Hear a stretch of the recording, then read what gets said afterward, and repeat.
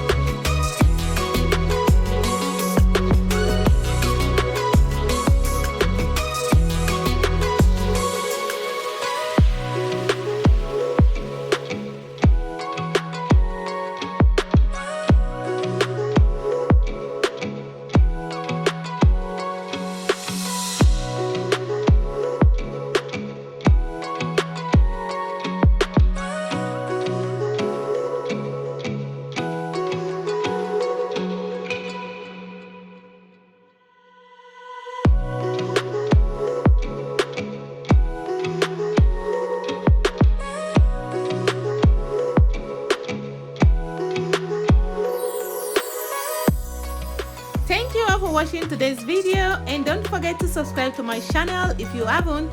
Give this video a thumbs up. If you have any question you want to ask regarding this video, you can comment that on the comment section and I'll reply to your message. And don't forget to share my video. Turn on your notification bell so you get notified whenever I upload a new video. And see you in my next video, guys. Bye.